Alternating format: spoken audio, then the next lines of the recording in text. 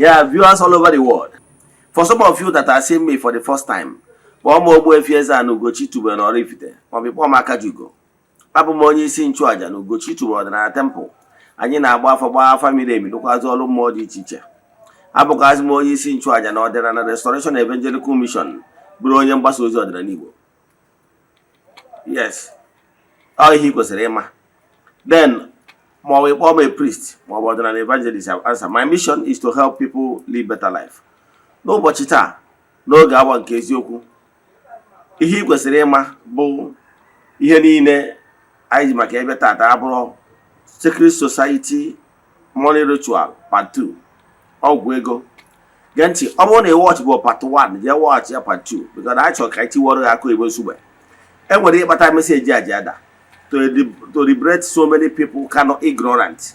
Aghọtara how things work, maka ihe ha na-fall victim. Yes, and my agwa na nkuzi m ndị mbụ na what you don't know remains a mystery to you and not to all. And na-agwa gị na if you are not knowledgeable, chọba knowledge. Because if you lack knowledge, you remain a slave. If you acquire knowledge, you bụrụ master. Taa ka m akụwala so many things ị kwesịrị ịma. Ọtụtụ ndị mmadụ gịnị ka a na-akọ, like for ya say okay, they say normally ihe ndị mmadụ ma as skill court, asị na onye abụ grandmaster or living egg master or whatever, or spiritual head or disciple or whatever names the person decided to go with. What a simple means bụ na onye abụ a guru n'ihe gbasara esoteric and the other spiritual activities. Now, o nwere ihe nchọ ka nkọwala because ihe njiche ịkọwa nkụzi abụ na enwelu ọtụtụ ndị mmadụ bụ novice na how things work. Mana before we dive into today's lecture ama eto ogologo mara pay attention ka ịmụta ihe. Echefuna na anyị nọ n'ọnwa August, our group ritual is still ongoing. You can join us anywhere you are all over the world. Maka na distance abụrụ ịbara ya na ọlụ mmụọ ya na-alụ maọbụ na aja anyị na-achụ na temple. N'isi ụtụtụ ejegoro m na temple chụọ aja gọọ ọfọ kwubi okwu n'isi ndị niile so ele all over the world. The friends of the temple, the children of the temple, and members of Eze-Ana Restoration Evangelical Mission and the consecrated group. Yes. Here in Abi Haimego n'ụtụtụ a. Etu aka anyị si ga-emegide eti the last day of the month, anyị ga-eje na mmiri kpee ihe n'ọma n'aha mmadụ dum. Bịa na temple chụọ aja to entities of powers n'ebe nchụaja. Gbuo ebulu mee saraka. Then kekwazi uke chụọ ndị amoosu n'aha mmadụ dum. Ọ bụrụ na ịchọrọ iso na ndị na-eso na ya bụ aja, anyị malitere ịchụ aja ihe karịgoro 3 years now. We have massive testimonies. But as you all know, the temple, I had show testimonies on social media more, even in Eziokwu TV. Maka na ọdụrụ necessary of the hide maka ebe. Mana I can tell you na Chukwu na-eme n'onwe ya. Yes, nwanne chụba aja maka na aja karịrị ọgwụ. Tu aka isi eme. So ọ bụrụ na ịdị interested isonye na ihe ị ga-eme forward ya token donation, forward ya triple request anyị ga-edebe n'ọta. Then chat them na WhatsApp. I want all the details we need from you in order to book you. Mesịa mma gwa WhatsApp number ị ga-eji nweta m. Ọkwa ọzọ dị mkpa bụ ọ bụrụ na iwe child of the temple, echefukwara na annual festival for the year ga-amalite na ga-abụ na 16th of September. Yes, 16th of September. Atụrụ anya na onye ọbụla bụ child of the temple all over the world ga-support ya bụ festival. Nke this year is very unique. Maka na nke this year was special festival because this year my New Year festival and annual festival and the foundation laying of the place of worship of Chukwu Okepuru ime ihe niile.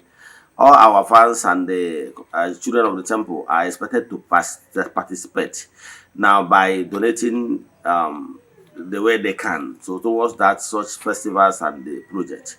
Now, a chat him on WhatsApp for that details. So if you bought that picture of that place of worship, chat me on WhatsApp. I will send those pictures to post place of worship. Now, I will know when I do in chat me on WhatsApp 0805 7837672 or 08138243 Now, let's dive into today's lecture proper. Pay attention. Kuzi abo second to none. Now, and I will say tomorrow, I got kuzi tomorrow how charms work and the limitation of charms. Yes, now, here na cheko one again, the so-called secret society, many people must have heard about them. And most people call them secret society because they don't really actually understand them. If you ask most of them why they said it's secret society, they will say because their door is not always open for seekers, for open people, for Tom and Harry and rest of them. For that reason, they term it as a secret society. But sometimes it was not true. The truth of the matter is that you did not pay attention to understand some of these things. Nke bụ eziokwu bụ na ọ bụrụ na mmadụ ọbụla na-ebelieve na o nwere any group ọbụla ịkpọ the open society or ịkpọ ya secret society na o nwere ebe a na-abụ ewere mmadụ chụọ aja ọmụtaba ego, nke a bụ ị na-eme isi the point, ọ bụrụ eziokwu. Agwụkwara m ụnụ na part 1, don't mind Nollywood. Nollywood misled ọtụtụ ndị mmadụ, gwa ụnụ na o nwere ebe a na-eme group of people nọrọ ị ga na-apụta ihe a na-ada Nollywood abụrụ ya. Gwakwa na o nwere ihe dịka na enwere ebe wardrobe ya ịbịa mee ego apụta. Ụdị ihe ndị a na-eme exist. Now ihe m na-achọ ịkọwara gị bụ na those groups anyị na-ene anya actually na-enwekwa ihe a na-akpọ seekers hour, where they allow those seekers to enter their temples and everything, have faint idea of what the inner temple is all about. I can tell you, presently, I have, like I told you before, I have been into esoteric for over 20 years. Now, presently, I'm not into anyone. But I can tell you, during my course of research, I built from childhood. I read so many books concerning the Krishnas of this world, the Amok and rest of them. I read also some of those books, the Ekanke, the Kiss people. I read their books, the Grammars. I read all these books and everything, participated in so many things and the festivals. And it will interest you to know, in my early 20s, I was opportune to travel to India and I followed them to the temple and everything. And I can tell you as an insider, those things are all here in that corner. Some of the youth, if you cannot be able to maybe participate in the large activities and everything, you will time them secret. You will tell them how money to and how they boom mother. What the hell they keep boom mother? Only one that back in the Igbo human being where go na sirgas. I will go get. I go get my part 1. Now the only way the mother will keep the boom mother. What they go when they don't eat to crime. Yeah, cannibalist. More non the boom mother for ransom. That is what it's all. Man, I want a mother say. Na etu a ụfọdụ ndị babalawo nọ ndị dibịa na-edisive ụnụ so ụnụ na egbu oru ite na paasị mmadụ ga-adị ya. Ihe o ji agwa gị ihe niile a bụ ka ọ gwa gị ihe ihe wetawu, then ka o wee gwa gị ịchọ ọ dị ya 3.5 million or 5 million naira ka o wee gbuo that pot ị na-afụ that thing doesn't work anything. Yes, nwere ihe ọ na-adị ihe abụ scam ka scam gị ntị ọ dị. O nwere ihe anyị nwere ihe ọ na-eweta ego. Esi m na enwere charm nwere ike ihipụta na isi mmadụ ka mmadụ ihe ifuru mee ya business. Yes, ọ dị. Mana ọ bụrụ na ọpọtụ ya eme ka ego si n'elu na-apụta na ma ime ọhọ ịghọ ego apụta, ọ dị ya adọrọ. Now, mana ihe na-achọ ịkọwara gị bụ na whether ma enwelu entities of powers, altars which somebody can believe in, then na-ekperu mmụọ adọtụ na ya bụ altar na-enweta favor. Yes, dịka etu esi wee nwee okwu mmụọ arụsị dị iche iche na bụ ụnụ, etu esi wee nwee white altars like Catholic Church and ụka dị iche iche, etu esi wee nwee spiritual altars everywhere. Yes, man, those altars is altar established, installed. It's not particular. It's not peculiar to you. It's not meant for you alone. You have an altar about more your favor. You got idea? All from time immemorial. Oh, here we hear Igbo spirituality may accept. That is, Ogabo installation of more altar. It is no more than every teacher. You got idea? Man, open a mother says, okay, a special pot for you. You what is in Madan Kaya, then Kaya, he will wear gas, or they had their own. Then can was here back those esoteric groups in our possible site and everything. Here, what he hear, nothing like individual thing. I got a report of the only thing that they pass knowledge is for you to understand so many things. Let me tell you what will shock you. Let me the Gagoro tip the Basara is esoteric knowledge. Spiritualist. Where EJ fall or victim of one babalawo or one dibeg. I say what 3.5 or 5 million keboru get no one historic knowledge for that people. You know why? He's not knowledgeable or the wise. Yes, so you get wider knowledge of reading so many books and exposing you to so many knowledge and the other how things work. It one look at the mother where they can even before Bruno ordinary. Mother where they can look at a single warm port 3.5 million naira go between the government or their work. Because I'm you have one action when equal reaction and I'm how or he operate in the very far lower vibrations. You know why they afford the victim, but they got how things work. And no battery will scam easily. ịghọtara ya ya ka anyị scam because ịghọtara na ihe kpatara na ihe ndị a dị alụ ọrụ na ebe ha jedebere very very low vibration. Now ihe ọzọ nchọ ka m kọwara gị bụ na ihe kwesịrị ịma bụ na those things nwere ike partake na some of these temples. If ebe a na-agụ maybe etinye classical music, ime ihe na-akpọ classical music na ọbụla nwere those classical music is those music that soft uplifting and they don't have normally have voice, they normally have maybe something like saxophone and everything. For meditation is for matured minds.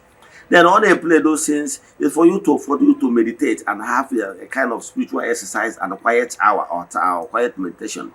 That is for spiritual knowledge and for them when they get mature to the level of maybe astral travel and other projections and everything. That is for spiritual development. It has nothing to do with money ritual. Then when they know into esoteric and the spiritual journey, then some of them are still bricklayers. Though some of the groups that cannot find uneducated people there because of good their books like in Grey Message. If you are not educated, you will not be able to read the volumes, volume 1 in the light of the truth, volume 1, volume 2, volume 3. At least I can tell you 80% of their members always are educated. Yes. So now and then for other groups, because of the reading of the books and everything, in order to wisen up. So upon na gwa here we here diverse here to a little diverse into this a little bona. For you, in maka these temples and groups and sects. In a do to the Bible that place more we debor seekers hour. You remember research, deep research. Or that they can do or cottage. No. These people are people that have wisdom. They don't waste money. Even that 3.5 million, 5 million US. Now, Babala was Boru speciality. Is a waste of money. Only the knowledge may waste that money. Okay, use that money for useful things. That's matter. Knowledge, 5 million because all man those things doesn't work. So little money in well because in lack knowledge, you would generate waste here. What we practice is pure spirituality. And yes, more than a temple, yes. Man, whether men speciality are the individual. No, we don't do all those things. Because we know those things has limitations. Like tomorrow I have to how those charms works. With no vibration anyway. That only the honorable, you don't even venture into it. Man, not than an Igbo, those more equated RCD. Yes, those are installed altars. And we're on here for. You got there? The only thing I will give you a temple who align with beginner chicken and forces so can be individual. Now it was a altar. That one is normal thing, it's not meant for you. So what any effect, negative effect on you because the altar is already there. You come and pray. Man, those spots we here will for you alone. For the way case water some of ya into tomorrow, water, whatever. So that one will direct negative effect on you. But all the Uber, they can go to I can't leave money to any altar. But yeah, it's general altar. What doesn't have any negativity because no more about to. Man, anyway, we have no more to the mother now for the victim or in the sense because hard lack of knowledge. So therefore, whereby it cannot be able to get along with maybe become an Ekis, maybe have a link with maybe Mahanta and maybe have other link with other knowledgeable groups. Then a few days one of one DB of one banshee waking or one day place if you are saying egg will be near form or just your money nearby. Henry now we know you have all the honor. What the honor? Henry now go where the owner won't be knowledgeable. So that so-called group in or called that everything is a group not only that's for the strive for knowledge. And what anything they can able mother dear. Yes, I can tell you. And they get the owner. For some of you, that is why is it that their door is not always open for even not fake people are not knowledgeable. Yes, why is it's like that? Is that they will not allow you to come and they cause commotion and they brew the attitude in Nunuka. Other than whether we are in the church, if you are going to church, you carry a Bible, give one of your brother. So that the born a late. You man over when you open Bible in Rana. Why don't want your booze no, they call their cooker. It's first come, first enter, first go. The time after worship, you are the first people that enter your face come out. And then here is very organized. So you cannot bring that attitude of no onye na-emekasị buru bata n'ebe enwere harmonized temple. You understand? However, some of these temples I have, like I told you, I have joined in the Hinduist people in participating in their place of in the festival. So if you are properly trained and mentored, why not? Sometimes they will allow seekers to come in and experience what their worship is look like. And before then, they will train you, tell you what and what you expect and how to comport yourself with silence and everything. So so mana some of the people not ignorant, not in the world here, might be thinking they were something secret there. Therefore, once you forget what and they are no idea to go even into those local courts on that. What do you hear now? You want to say with the person, money, the whole do go where he did one or nothing. Then you're not check what about that. Even they can ask, why is it that the other may open? Yes, because you are not properly mentored. That you're a member of a Nigerian. Will you just walk in when the senators are having their section? Will you? Will they allow you? You are not a senator, and you are not properly mentored and the rules of the engagement. So if there is any way the time they will allow public to witness the section, they will guide the public and see what I was do. But that particular time, they are not willing to welcome anybody that is not a senator. They will not allow you. That doesn't make them secret. Then let us pray. Almost ajụjụ ma ọ bụ ihe ọmụ na ịghọtara n'ihe a nkọwara ma ọ bụ ihe na-eme ka ije na-agafu ego gị n'aka ofu babalawo na ofu ofe ka ghọtara ihe a na-agụ ọ na-egburu gị oke ite na aja na-egbute mmadụ.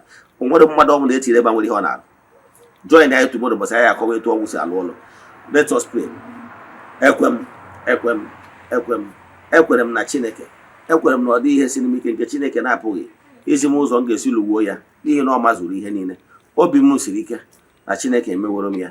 May the blessing of Chukwu be with you all. May you be protected. May you be favored. HF number is 0805783772. See you tomorrow. No one can say.